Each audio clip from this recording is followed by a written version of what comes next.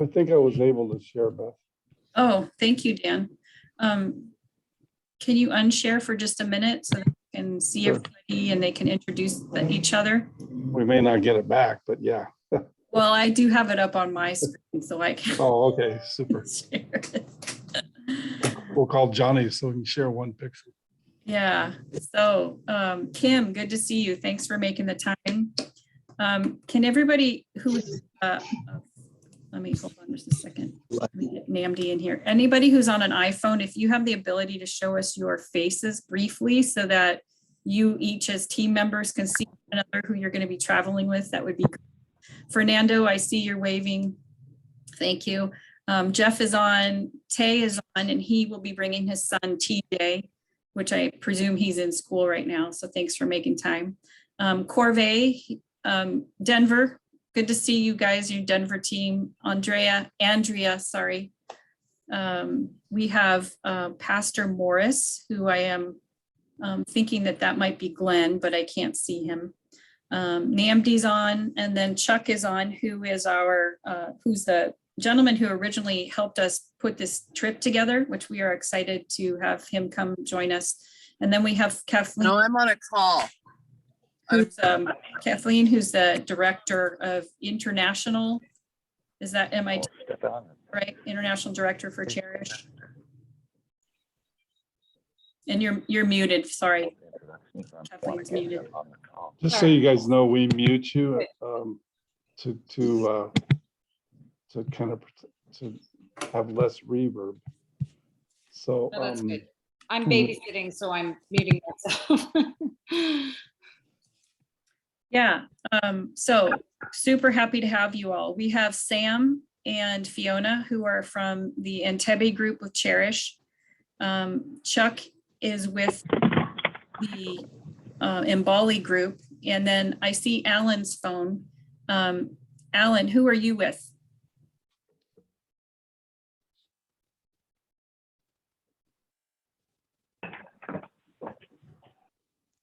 Do you mean Alan? Ellen, is he with you, Fiona? Yes, yes. Oh, great. Thank you. Namdi's with us as well. He's a GU student who'll be going out there. I don't see Pastor Morris. I'm not sure who that is unless it's part of the Cherish group. So welcome everybody. Thank you for making the time. We want to go over some of the basics of what you can expect while we're on the trip. We're going to do an overview of where you're going to start off in, where you're going to head to, and then open this up, the call to our in-country hosts to answer any of your random questions and off-the-wall questions and everything that you have so that you feel confident and comfortable about taking this trip with them. Team leader is Jaime. So Jaime, you want to wave? Oh, there's Jaime. Maya is also going on the trip. You'll forgive us. We're serious, but we're also like to have a lot of fun. So we try to throw in a little bit of humor now and then, and forgive us if it's strange American humor. But you know, you can impart your humor onto our team so they can bring some of it back with us, back with them to join us and share with us your humor. Okay, so Dan, do you want to throw your map up? We'll go ahead and start there. No, you want me to do it twice in a row? It's okay. There you go. So go ahead, Beth. I think I made the bottom left circle maybe quite the right spot, but it's in the area. You're pretty close, yeah. So just south of that is Entebbe, where you're going to all fly into.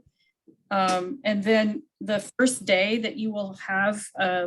By that, Beth means just south of Kampala, the circle on the left. Yep. In the very teeny bottom, it says Entebbe. That's where you'll land. Is that correct, Beth? Yep. Okay, cool. I just Yep. wanted to make sure you're all looking at the same map in the same spot. Yes, that is true. So the first day you will fly in, you'll arrive late at night. So you will stay overnight at a hotel adjacent to the airport. And then that morning, the team from Mbali will be there to pick you up and take you by van you can see Dan's arrows, take you by van to Mbali to visit the crew up there.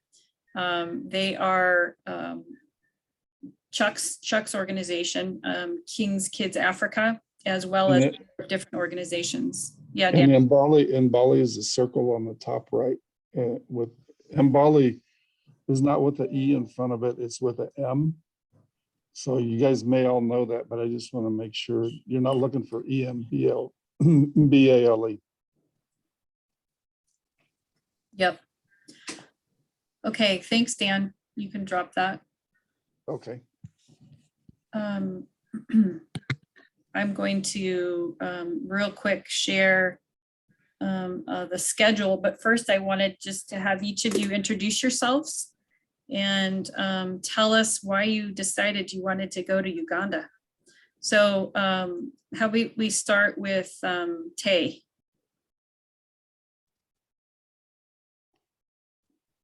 So, hello, everyone. I hear you. Can you hear me? Can you hear Yep. me? Yep. Awesome. So, well, as you know, Beth, we had scheduled in the past to go to Nigeria, and that was canceled due to unforeseeable circumstances, right? So, Yeah. so now we have a chance to do this again, and we get to go to Uganda. And by the way, sorry, my name is Tay Monering, and I'll be doing this with my son. So we are going to Uganda this time to go learn and find ways that we can educate ourselves on how we can be better in serving others. Hey, Tay, So- where are you from? Tay, where are you from? I'm in California right now. Okay, thank But you. yeah. So, but originally I was born in Johannesburg, South Africa. So, but I've been here since forever. And what city? What city? We live in Orange County and Okay. right in San Clemente. Okay, thanks. Thanks. Yeah. Thanks, Tay. Appreciate you sharing. So I'm gonna carry on with those in the States first, and then we'll let our in-country host introduce themselves. So Jeff, you want to say a bit there, sir? Yeah, I am really excited about this trip. Yeah, I'm Jeff Hall from Denver, Colorado, and really looking forward to being back in Africa. I used to live in Rwanda for a time, and have an opportunity to go to Uganda and see what these organizations are doing there. It's just an awesome opportunity. So looking forward to doing this with you guys. Thanks, Jeff. And you're gonna bring along a friend, Corvée. Do you want My to man. Yeah. Are you on the call? share a little bit? Oh, you are? Okay, okay. I didn't see it. Okay, thanks. Oh, we got. Yeah, hi, my name's Courtney. Yep. Go ahead. We can hear you. My name's Corvée Johnson. I'm also from Denver, Colorado. I just want to be in this trip to see the difference in the states, and just the opportunity to go to Uganda sounds really fun to me. So, and I didn't want to go out of the country with Jeff, so it's gonna be Yeah. nice. Did he drag you along and say, "Man, you got to go"? Yeah, pressured me to go. Good, right? But yeah, We don't need Corvée just someone got like his that. passport. This will be his first time ever leaving the country, and he's going all the way to Uganda. It'll be sweet. Yeah. All in. Good for you. Yeah, I'm grateful for the opportunity. Thank you guys. Yeah. Definitely excited. Kim, you want to introduce yourself? Hi, I'm Kimberly, but most people just call me Kim. So, I'm really excited. I'm also really nervous. It's a long flight. Yes. It's awesome, and I'm proud of. I think it's Corvée. That's my dude. That's a awesome trip. The first trip ever outside of the country. I'm really excited. I think I traditionally I go to Guatemala. That's home for me. And people always say it's not safe and all these things, whatever. And so I wanted to go to Africa because I was like, yeah, people are always saying things like that are not as accurate. And I was like, I want to go in person. I want to experience the culture and be with people and just learn and see how I can give back too. So I'm super excited. Yay. Well, I hope that your excitement outweighs any concerns or fears, or that we answer all your questions today so that, you dispel all of that worry and you can move on, right? Yeah, right on. Thanks for coming on. Okay, who else is up here? Fernando, Andrea, sorry, I keep calling you Andrea. Andrea Carter, you want to give us a spiel about you, friend? Yes, ma'am. So my name is Andrea Carter. I'm in Denver, Colorado is where I live, and I'm part of the Cross Purpose team. My reason for going to Uganda is I want to learn how to be a better steward to humanity altogether. I try to give my best here just within my own community. So now I want to learn how to go out further and be a better person and learn how to give better in different parts of the earth. Right on. And is this your first time traveling out of the country? Yes, it is. Okay, so a few of you are in the same boat. Okay, that's good to hear. I'm glad and I'm excited for you. Thanks for sharing. Thank you. Yeah, let's go to Fernando real quick. I know you're driving. Can you unmute and talk, or we need to come to you last?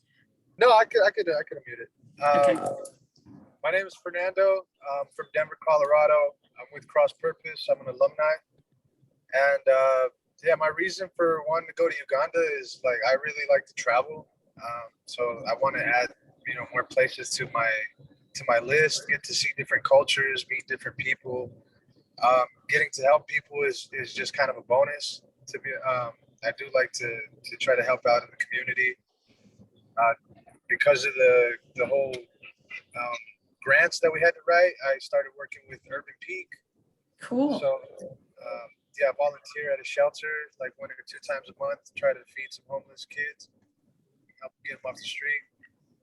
And yeah, just being able to help people is just kind of a bonus for me. But mostly I want to travel. Cool. Well, we're happy to send you. You'll be a great ambassador. Thank you. Yeah. And Jeff, no problem, man. If you got to drop off, that's fine. Thanks for coming on. We'll fill you in on any details that you need to know. I saw that chat. Yeah, thanks. Should be fine. I just got to let somebody in the house. And Sure. No problem. Okay. And then let's see who else is on my radar here. Jaime, tell us about you. Are you on? I am on. Good morning, everyone. How are you guys? Good to see you. Good to see you Happy. too. Yeah. So I'll be leading this trip. I'm really excited. This morning I was thinking about this trip in particular, and I don't even know how, the favor that you have to do on these trips. And it's a real privilege. And I was saying to myself, how am I in this position right now? Which is mind blowing. But we are. So I'm going to take full joy to get on this trip.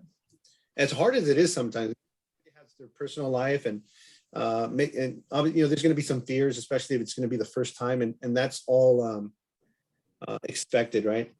But once we get past that and we're in, oh man, this is going to be an outstanding trip.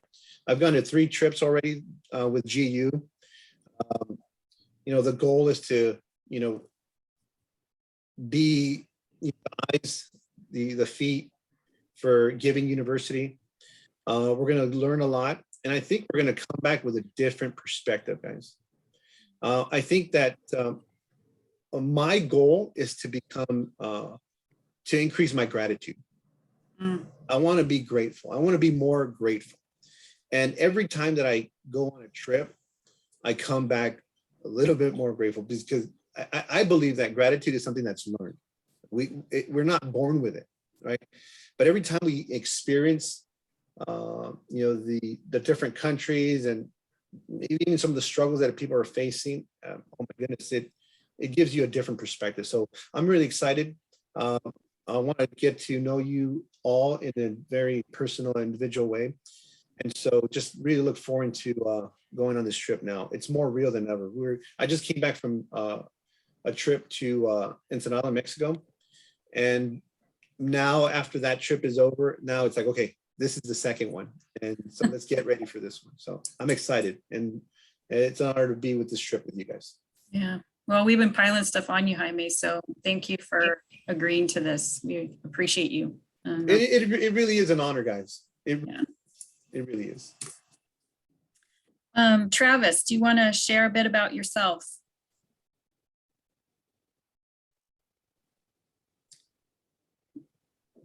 No, I know Travis.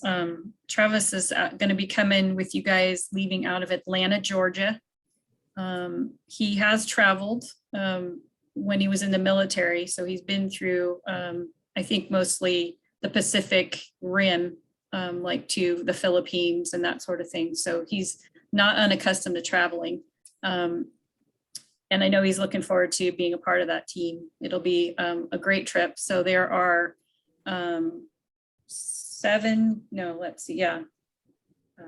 8 guys and 3 ladies.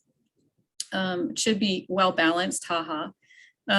So the team at Cherish is going to, we have a work project set up for the service component for you guys. So I'm excited about that. Sam, do you want to introduce the team? And you're muted still. Sam's muted. Hello. Hi. I'm Sam, and I'm the country director, Cherish Uganda. And I have Alan with me right now. He's actually just walked from where he was and joined me in the same room. So I see him. He is right there. So Alan is the director of operations. So he will be the main guy that the team will be working with when they're here. And then we have Fiona. Fiona is also on the call, but she's not with me here. Fiona will be the main person that will spend time with the team. So she will be the host. And so anything that they will need while on ground, Fiona will be the person that they will reach out to, and she will be able to get everything sorted out for them while here. Then Kathleen from the US side, I think you have already met her because there's been communications already going on from. Yeah, we've been talking a lot together. Yes, she's been very helpful to help us make this happen. So thanks, Kathleen, and your grandson. We are grateful to actually have Giving University come to Cherish again. As you say, when we were beginning in 2017, the team was here, and knowing that they're coming back for the second time, we're grateful that you decided to be a part of Cherish again through what you're going to be doing here. Yeah, I think specifically to see how much it's changed and all of the new things that you all have adapted to. And as Kathleen has shared some of the challenges through COVID and being able to still care for your community. Would you share a little bit about the community that you serve? What happens at Cherish, who your group is? Okay, we work a lot with people that are living with HIV and mainly children, but we also started to work with their families. As we work with the children, we end up working with families at large. We have a health center, which is open to the community, and it's one of the main things that we do. We have people come in on a daily and to meet their health needs, but at the same time, as someone walks in, we get to know other needs just beyond the health need. And so we have the opportunity to do counseling and visit homes and support with nutrition, if there are nutritional needs that are with the family. And then we also have programs for children that are coming from families that are not able to take their children to school. And some of them are those that would never have an opportunity of going to school. And then there are also a few that have not gone to school for a number of years, and they seem to be way behind. So we try to bring them into school so they are able to acquire a bit more within a short period. Then after that, we see how they can be able to join the mainstream schools in Uganda. Great. Yeah. Thank you. that I wish I was going. It sounds like a really great opportunity to just see how you're making a difference. You know, each country, I think, manages HIV and other disabilities differently. And so we can often ostracize those communities. And so I'm grateful that you are working to not ostracize that community, but to embrace them and help them grow. So kudos, thumbs up. Thank you. Real quick, I want to introduce Namdi. Namdi, do you want to say a few words about yourself and why you decided to go on the Uganda trip?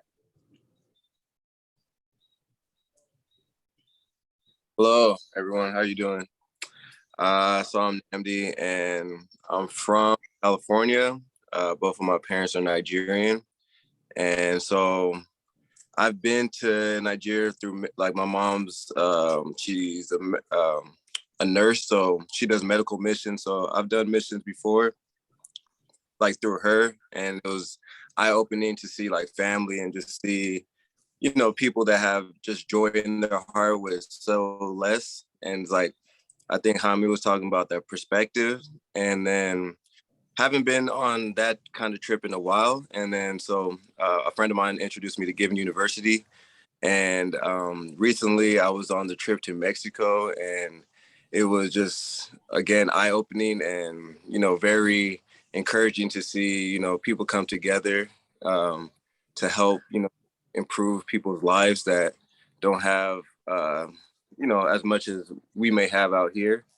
And I think Uganda's trip is going to be very impactful as well. Like if it's your first trip, I think it's going to be very eye-opening and very encouraging for just to be part of something that's bigger than yourself.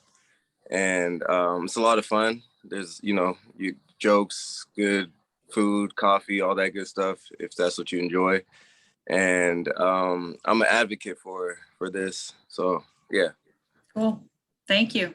Appreciate that. Now that you're fresh off your first trip, now you're ready to go. Yeah, cool. Chuck, would you like to introduce your team? You're on mute. Sorry.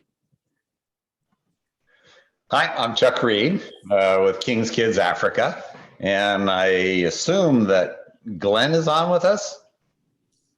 I have not seen him unless he's Pastor Morris. I don't think he would come on as Pastor Morris. That's his dad, but Okay, so if Pastor Morris is on and he wants to say hi, that would be okay too. yeah. So tell us what your organization does and what the team can expect to see when they are there. Okay. So we made our first trip. I had a chance to retire young, but when I retired, I was really looking for something of purpose. And we started going to Africa, planting churches. But as we planted churches, we looked around and just saw a sea of children. And I remember the first day I came out of church, and there was one big tree, and all the adults were gathered around the tree. But I looked across the road, and there was a field, and there must have been 200 or 300 children there. So I walked over to the middle of the field and just watched all the children screaming and laughing and playing around me. And then all of a sudden I raised my hands and said, "R!" And they started screaming, and I grabbed one boy under one arm and the girl under the other arm, and we just ran around. And for an hour, it was just me and 200 children. So I just have always loved children and gravitated to them. But as we went back every year, we started saying, well, what is their story? And only to find that, you know, most of those children were orphans. And so my wife and I said, we have to do something about that. And so we started King's Kids Africa about 5-6 years ago. And the idea was to rescue the neediest of the needy children. And Sam, you know, kudos to you. You know, we aren't prepared to deal with AIDS and stuff, but so that's amazing, the work that you're doing.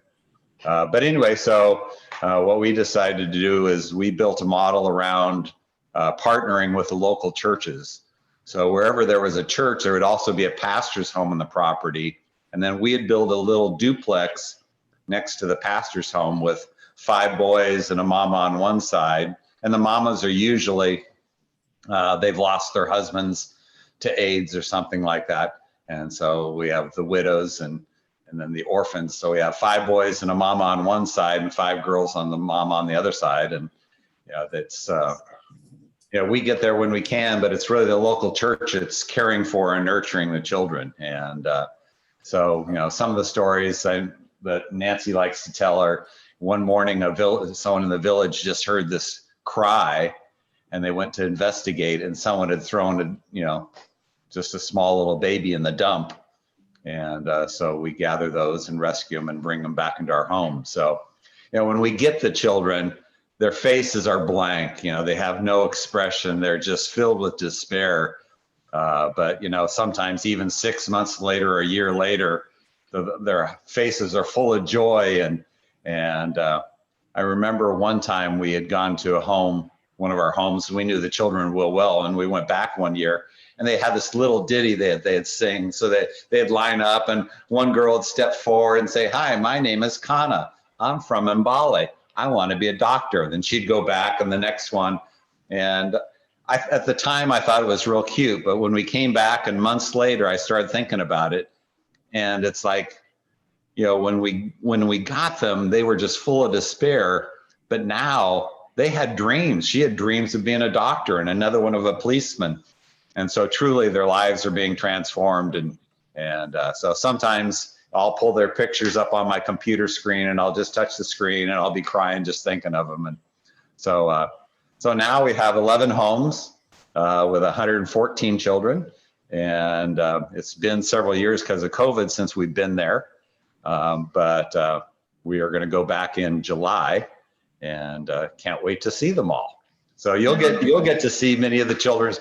The last time we were there before COVID, we had like 6 homes completed, but we've built 5 more since then. So you may see some of the children that we've never seen yet. So anyway, I'm excited that you'll get to interact with them and see what we've seen in the children when you're there. Yeah. So you're also, I know that you'll be given the opportunity to go into, the churches that first Sunday there. And, whether you're Christian and whether you're normally led to the church or not, that's okay.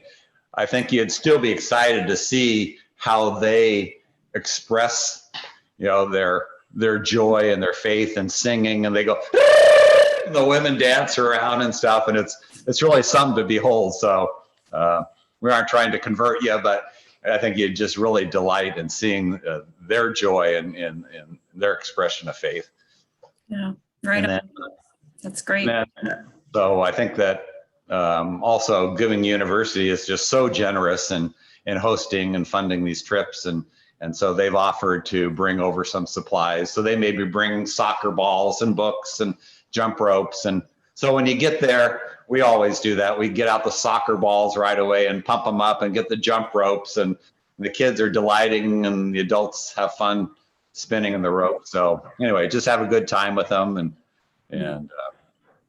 give them hugs for me. Yep, they can do that. Yeah. Jaime's a really good hugger, and Jaime's known for being a hugger. So yeah. Good. He will deliver the hugs. Yeah, good. Yeah. Ask Dan. Yeah. Ask Dan, not so much. Not a hugger. Huh? He hugged me once. That was good. That one time. We work together. It's different when you work together. I took the wrong pills that day. Pastor Morris, would you like to share with us? Tell us about yourself and your ministry and how you are engaged in Mbale. For some reason, this is not Pastor Morris. This is Glenn. Oh, Glenn, it's you. I'm glad you could join us. Thank you. So Glenn, everyone is your Mbale host. Yep. Yes. My name is Glenn Sandy, and I'm the administrator at King's Kid Africa. I will be your host for the days that you'll be spending in Mbale. Everyone is looking for it. The children are all getting ready and excited to see you when you come. So we are really, really happy that GUUganda2022 has taken up time to come and visit us over here in Mbale. We've been looking forward to this. It started as a joke, I think it was last year, but when is it? Yeah. Yes, when Papa Chuck shared with me about your coming over, so we started we started looking out for hosts and different organizations that we could visit. So when he spoke about it again last year, we all started getting excited and praying over it. So it's really nice to know that you all will be coming very soon, and we're really, really looking forward to it. Yeah. Yeah, great. Thank you, Glenn. Yeah. Did you want to say a few words? I'm sorry, I didn't really give you that chance when we went through the Cherish crew. Yeah. I think she's a no. Okay. Glenn, so let me shoot the schedule up, and though Glenn and I haven't completely worked out all of the details, this is a really basic overview with the subject to change. So let me just disclose that at the beginning. If any of you have to drop off at any time, we are recording this call and we can share this link with you. I know for some of you it's really late and some of you it's the middle of your day. So we're trying to be mindful of that. So this is what I've laid out. It looks a little different than your layout, Glenn, but we find that it's easier to kind of navigate what the day looks like. So you are taking off on Friday, June 10th. And depending upon where you are traveling from, there's a variety of different departure times. You've all received your tickets. You've had a chance to look at them. Please hold on to those. You'll need them for travel. You want to make a copy of it and have it handy. We also need that when we apply for your visas, which I'm starting to do with each one of you. So Friday is pretty much an entire travel day. Once you arrive, like I said, you'll have an overnight at the Best Western in Entebbe, and then Glenn's team will be there to meet you with the van in the morning. You'll hop into the van, head out from Entebbe, and reach Mbali by the end of the day. Is that right? Does it take all day, 6 hours? How long is the trip, Glenn? Usually the trip will take like 4 hours, but the fact that they'll make a quick stop in Ginger for lunch, and then they'll continue to Mbali. So that's why it makes it a little bit longer, but usually it's around 3.5 hours to 4 hours to Mbali. Okay, so what then should they be prepared to leave on that Saturday morning by 9 o'clock or 8 o'clock? We're supposed to leave for Mbali by 9 a.m. in the morning. Okay, I'll make sure that it's in the calendar. Great. Oh, I Thank you. have a question. Yes, Fernando. When we go to Mbali from Entebbe, do we get to cross the Nile? Yes. Do we get to get out and see it? Apparently the Nile is like 3 kilometers away from where we're supposed to have lunch from. Oh. But if we want to do it, we can still do it by leaving very early in the morning on Saturday. Okay. Okay. Yeah. Okay, thanks for bringing that up. So maybe we can figure out how to work that in, Glenn, whether that's on the departure to Mbali or maybe it's the return to Entebbe. So one of those days we'll work on that. Okay. Awesome. So Glenn, you'll be coming down with the team. I think there's a couple of you, correct? Driving van down. Okay. Yeah. Yes, it will be only me and the 2 drivers for the 2 vans will be coming to pick up. All right, so that's good. So now that we have a team of 11 people, we can distribute that between the 2 vans. Yes.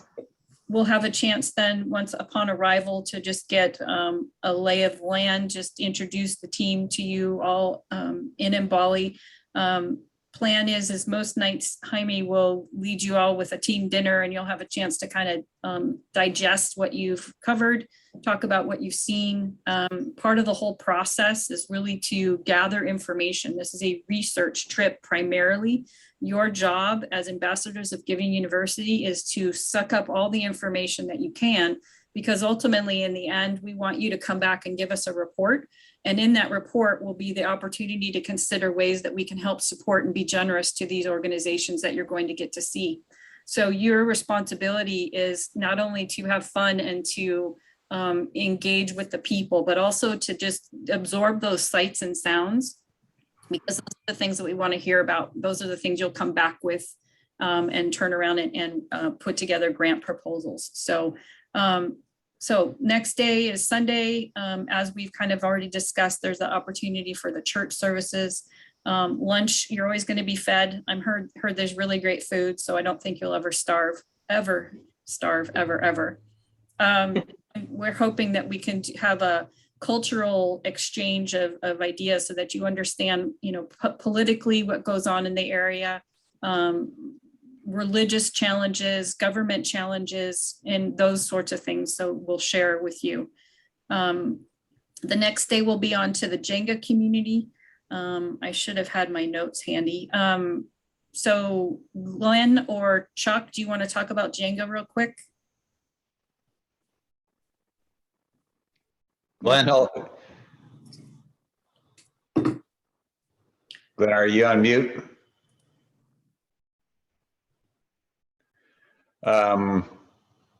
Yeah, Jenga is a great organization that does a lot of things, really reaching out in the local communities to provide youth programs and then various adult programs too. I'm not sure what they have planned for you that morning. I was hoping that Glenn could speak to it. Glenn, can you hear, or are you? And you know what, that's okay if we don't. I throw up on the screen, just kind of the highlight of the Jenga community, and their programs for youth, health training. It has some similar features to it like Cherish does. So there is HIV support. So whatever the opportunity is to visit Jenga and see how they put their work together, any of that would be super great. So that's the Jenga community. The Tuba home, I presume, is one of the orphan homes for King's Kids. So we'll put King's Kids in here. So that'll be the end of Monday. You'll come together again at the hotel. We try to give some free time, but there's also opportunities hopefully to, engage with staff, to have dinner with staff, to just learn about what it is to live there, and to make friends. And that'll be the whole point, not to isolate you, but to give you the chance to be a part of the community when possible.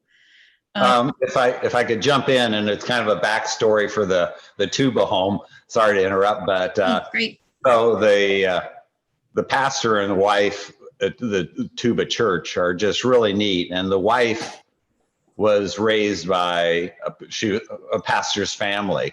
And she had dreamed all her life that someday she too would be able to, raise orphans and be a pastor's wife.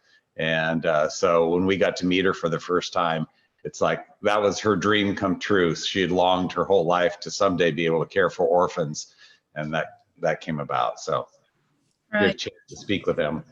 Yeah, that's great.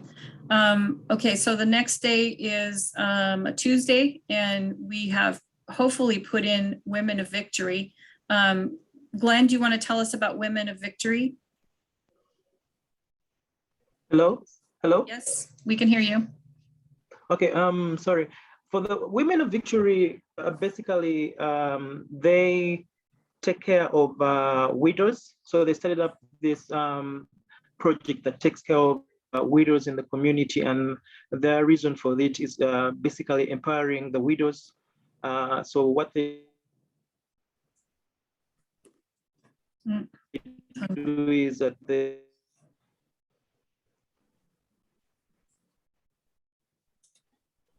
Hello? Yep, I think you keep freezing, but you can keep talking. Can you hear me? Yep. So the widows, you're empowering the widows. Okay, sorry, my internet is not so good. So I was saying that what they do is that they empower widows in community through training them in different skills, and then providing them with some capital basing on what they want to do. So some of these widows don't have work, so they provided them in work. For those who know how to do tailoring and other things, they've provided them with tents. So their main, they never wanted it to look like,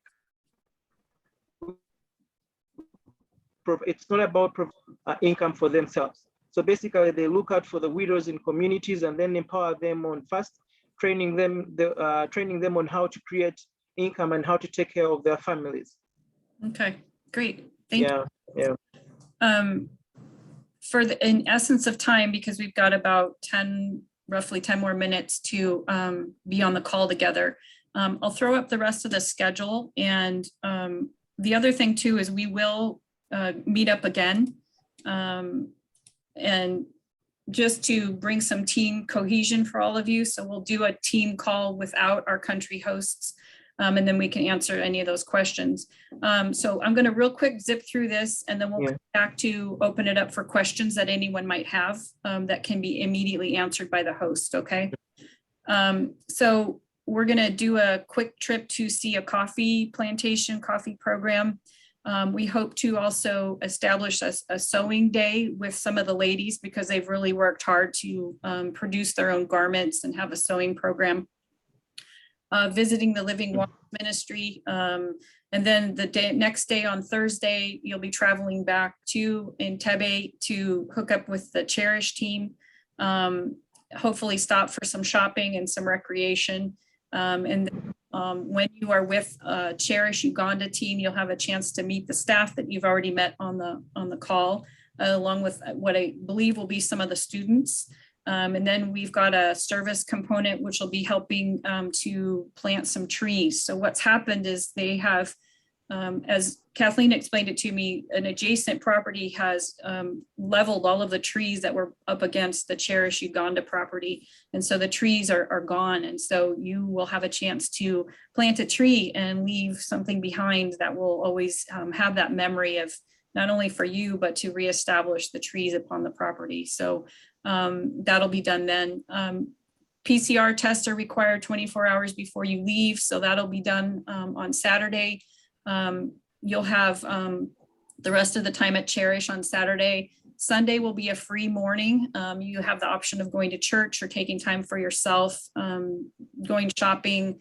We will keep the hotel room an extra day, and then you will leave at, typically, I think most of you are leaving about 11:30 that night. So we'll make sure that you get fed. And so that's kind of it in a nutshell. As I said, this may change once I have a chance to talk to Glenn some more, but I wanted to throw that up for you. What is the, sorry, what is that PCR testing you were saying that we're going to do? That is for COVID. So to return to the United States, you have to do a swab.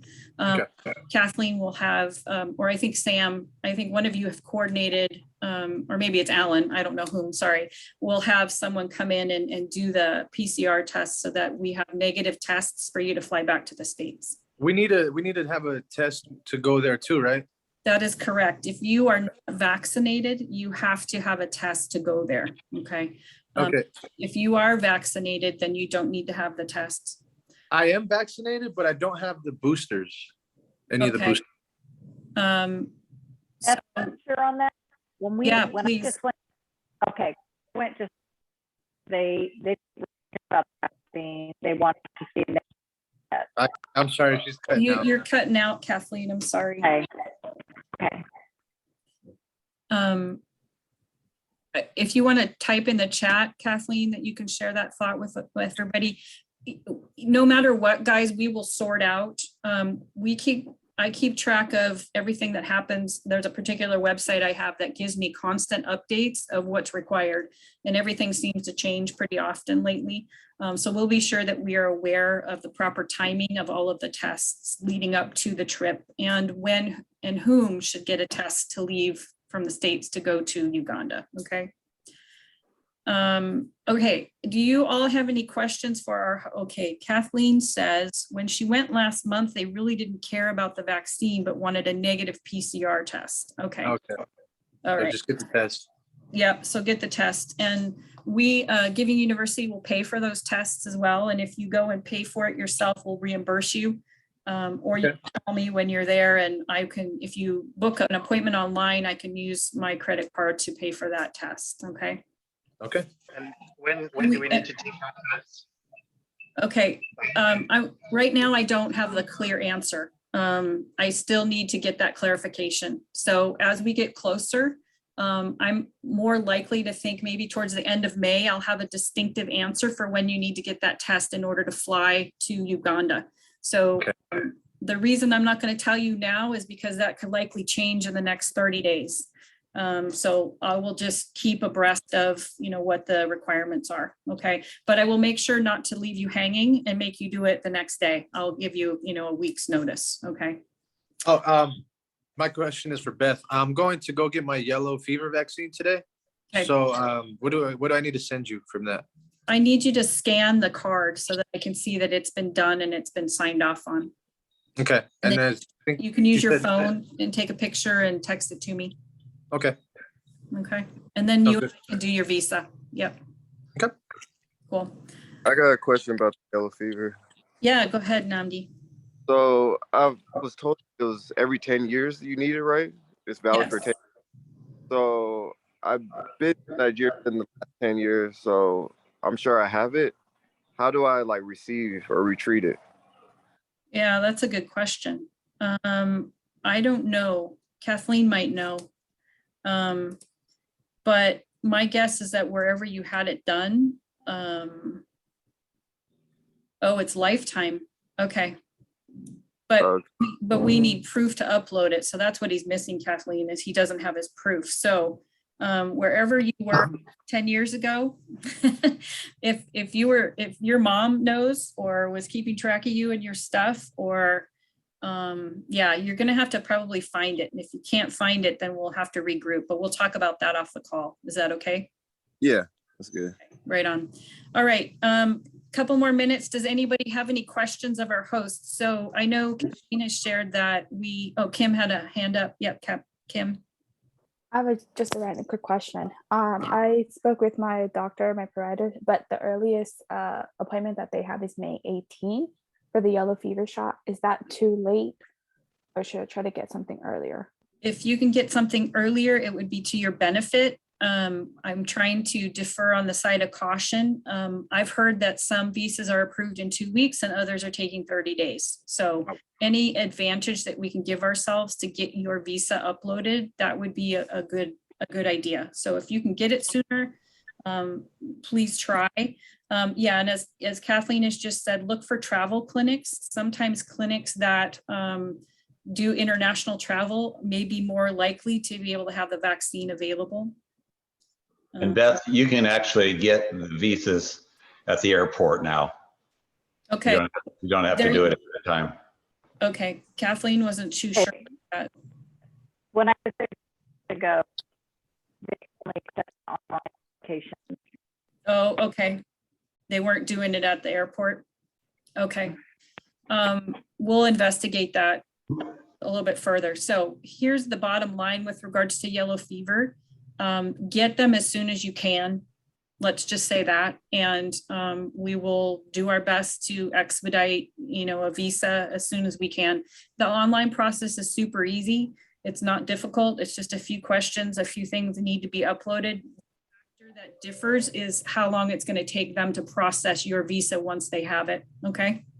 So that's it in a nutshell. Yeah. Jaime.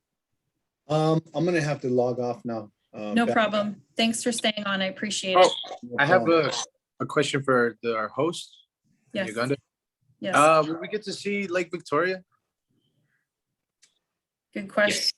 Sam. Yeah. We are actually very close to Lake Victoria. It's about 5-minute walk to the lake. Cool. So the time, Fernando, that you're in Entebbe, which is pretty much Friday through Sunday, and you'll have some free time. You'll have that chance to maybe get out there and go see Lake Victoria. Okay. Okay. Some of the practical things. Say again? Oh, no, I was just saying Lake Victoria and the Nile, just listing the two things I got.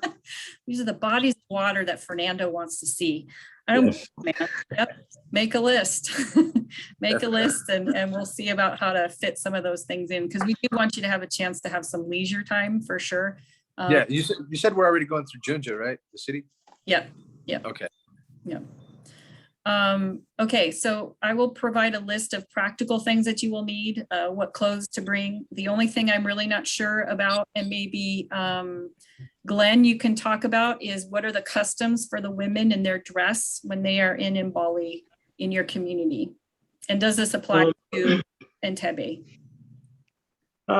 Usually when we live in Entebbe and travel over to Mbale, The dress code would be long dresses for women.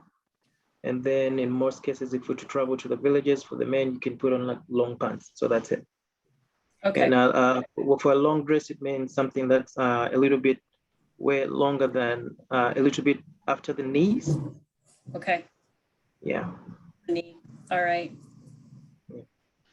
Because the US, we don't wear very much clothing when it comes to being hot weather. So we are going to have to adapt a little bit. But as ambassadors, we do our best to be mindful of our surroundings and respectful of those things as well. So thank you for letting us know that. Yep. Okay. Are t-shirts okay? Yes, t-shirts are very okay. How about sleeveless for women, tank tops, sleeveless blouses and things? Are those okay? Yeah, provided that the chest is covered. So.